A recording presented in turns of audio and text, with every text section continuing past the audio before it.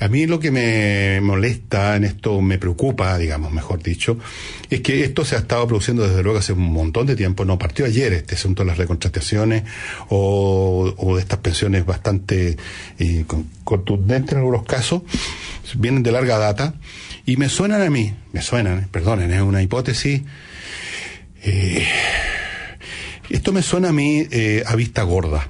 A mí me suena que el Estado Central ha estado haciendo la vista gorda en muchas situaciones y específicamente en estos casos. O una venia. Una vista gorda, sí, para estar en buena relación con una institución, como son las Fuerzas Armadas, que a diferencia de las Fuerzas Armadas en otros países, el caso más claro es Venezuela, es inagarrable.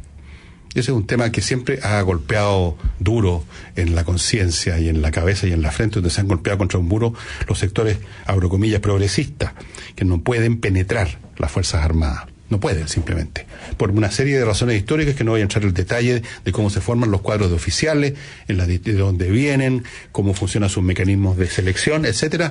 No entran los sectores progresistas ahí y nunca han entrado. Pero déjame plantear lo siguiente. Entonces, ¿es malo o bueno? No lo sé, porque que entre la política o las redes políticas al mundo militar, por favor, saquémonos de la cabeza todo lo que ocurrió en Chile, el golpe militar. No, estoy hablando acá ya desde el punto de vista teórico.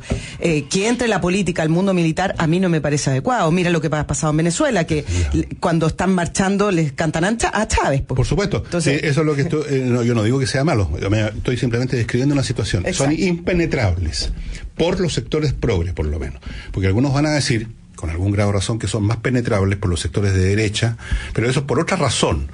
Es por una razón más compleja y que tiene que ver con que la llamada derecha es el tipo de sectores políticos, sociales y económicos que están en coincidencia o en sintonía con lo que es el sistema social en su conjunto, por lo tanto con el aparato institucional y bueno. Entonces, si tú no puedes derrotarlo, súmate a ellos, dice el viejo refrán, ¿no es cierto?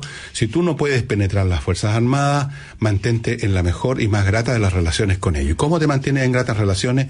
En algunos casos haciendo la vista gorda de situaciones que no son muy católicas, en otro caso comprando o manteniéndolos con presupuestos muy generosos. Ustedes ven que nunca termina de salir la famosa ley que elimina el 10% del cobre para las Fuerzas Armadas. Yo no estoy diciendo que debiera o no debiera. Los temas militares son muy complicados. Ustedes, como ya sabrán, un ejército que no está todo el tiempo gastando en modernizarse, hace que todo lo que se modernizó antes, lo que se gastó antes, no sirve para nada. No se puede combatir, llegado el caso porque para eso son las Fuerzas Armadas, con rifles de corcho. Entonces todo el tiempo hay que estarse modernizando, eso es un gasto enorme y no cabe otra cosa que seguir haciéndolo. Es una ley histórica e inevitable.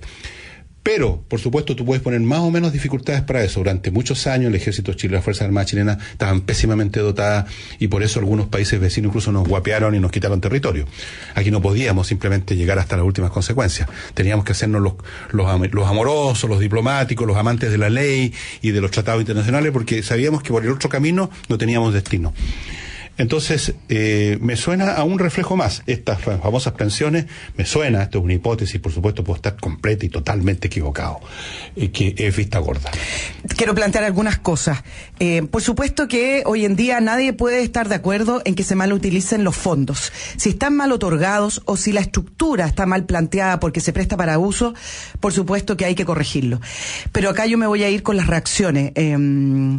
Primero, me parece, todos acá dicen que es que no se justifica, que hay que abrir sumario, el Consejo de Defensa del Estado que actúe, y una reacción bastante potente. Muy emotiva. Muy emotiva. Y yo me pregunto acá, y con esto no es que lo esté defendiendo, yo nunca defiendo que se malgaste la plata. Me da lo mismo quién la malgaste. Me acordé y empecé a hacer todo un resumen ayer y una línea de reacción con respecto a los sueldos de gendarmería. Y entonces uno se retrotrae al caso que fue hace muy poquito, el año pasado, de Miriam Olate, que tiene una pensión de 6 millones de pesos, en los cuales finalmente finalmente el Consejo de Defensa del Estado se hizo parte, se le rebajó la pensión y se solicitó a través de Contraloría que la pasaran a AFP. Y ella al final puso un recurso en los tribunales chilenos porque dice que esto es un perjuicio para su patrimonio. Sí, obvio. Pero el punto es, sí, bueno, ella se defiende, por supuesto, ¿quién quiere perder 6 millones, casi 6 millones de pesos? Está bien. El punto es la reacción, la reacción del mundo político. Acá se tiran todos en contra, esto no puede ser, y en el caso de Miriam Olate y otros, porque eran 10 funcionarios más, los dejan ser, digamos. Acá no hay una malversación, esto no es, se quedan callados más bien. Osvaldo Andrade la apoyó porque era de su ex señora, pero el punto es que el mundo político es de doble estándar y esto es lo que molesta. Sí, bueno, no puede haber tanta reacción contra esto, pero contra lo otro no. ¿Qué pasó con los falsos exonerados? Todavía se entregan dinero a los falsos exonerados, pero ahí no es malversación. No, aquí entran a jugar las estructuras emocionales de la gente de ciertos sectores políticos que siempre han detestado, mirado con sospecha o como adversario a lo más de dientes para afuera, los aceptan en algunos momentos, a los militares, a todo lo que sea uniformado, salvo los bomberos. Eso está en el ADN de la izquierda porque ellos ven, y no lo van a decir ahora, por supuesto, porque estamos en otros tiempos, pero si tú lees la literatura izquierda de los años 60, 50 y para atrás, ellos siempre han visto las Fuerzas Armadas, los uniformados en general, como dicen, como instrumentos de la reacción, como instrumentos de la oligarquía, como los represores, como los autores de la matanza de Santa María de Iquique, como esto, como lo demás allá.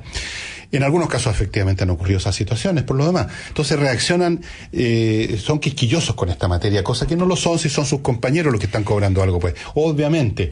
Entonces no se les perdona nada. Acuérdate que hubo una vez un señor, el eterno señor de siempre, el Partido Comunista, que inicia denuncias y demandas, porque había visto una foto en que aparecían unos tripulantes de un submarino bajando un par de cajas de cerveza. Eso le pareció suficiente para armar un quilombo gigante. Que al final se pudo dar los argumentos necesarios, no era para más. No pueden tomar un par de botellas de cerveza en tierra. Esto nadie puede hacer un asado en submarino, es muy difícil hacer fuego en su submarino.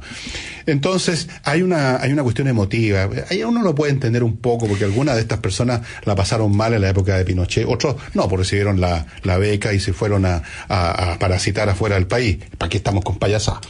Pero el hecho es que no les gustan los militares, y si aparece la menor cuestión que los pueden usar, y esto no es menor además, la usan. Y en cambio, para el otro lado, opera el mecanismo contrario. Pues. Los exonerados son compañeros después de todo, o supuestamente son compañeros de la misma huida de Egipto, digamos, perseguido por el faraón. Entonces, se les mira con otro criterio y se busca perdonar, se busca ser benevolente, se busca ser obsecuente, o se busca mirar por otro lado.